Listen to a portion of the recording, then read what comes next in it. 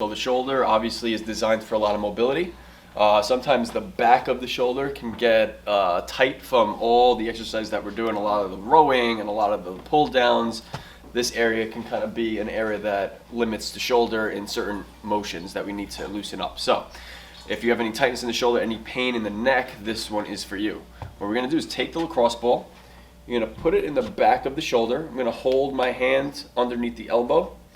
And I'm gonna kind of, again, I'm scanning. So again, we're gonna do the two techniques we talked about. We're gonna scan first for any hot spots. Back and forth, just feeling it. And then what I can do is once I find, like right now, right there's a hot spot for me, I'm gonna kind of pin it back, just make sure that doesn't move. And I'm just gonna move my shoulder across into horizontal adduction or just a cross arm stretch. And I'm going to hold that for about 30 seconds, 3 times. So that's one stretch or one technique we can do for it's called the posterior capsule stretch or the back of the shoulder. You're holding it for 30 seconds per hot spot? Per hot spot, yeah, with moving this across. Okay. What we can also do with this is now work into the upper trap. So I can now come over here. And I'm going to kind of go back and forth. Again, any hot spots, I'm just kind of scanning back and forth for that. I can move my neck with it. I can bend my neck to the side. I can find a hot spot, pin it back into the wall, and bend my neck to the left to get more of a stretch. I could rotate as well.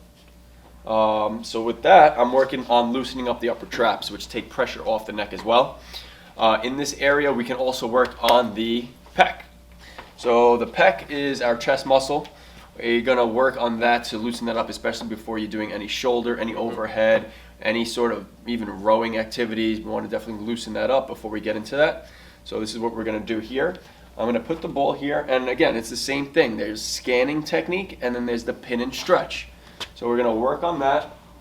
So I'm just kind of scanning just to see if there's any hot spots. Going back and forth. Now you don't want to go on the sternum, which is the bone in the center. You want to just kind of stay just to the side of that. Does it help if you were to do it onto the floor? Have some gravitational pressure on top That might of be you? a little much, especially with this is so specific. It could get a little bit intense. Okay. But against the wall, lacrosse ball, if maybe you had the foam roll on the pec, but it's a little awkward to kind of maneuver into it. That's why on the wall it's a little bit better. Just grab a little ball and get into that. Okay. So scanning is one area that we can get into, back and forth, moving around there. And the other areas, I'm going to kind of pin it down into an area I feel tight, and then I'm going to move my arm up, overhead, and then back down. So I'm pinning it down, and then I'm stretching out my pec as I go overhead. And then I could even go out to the side, go into the opposite position that the shoulders work. So the pec works with horizontal adduction, or bringing your arms across. So what we can do is pin it there and move my arm out.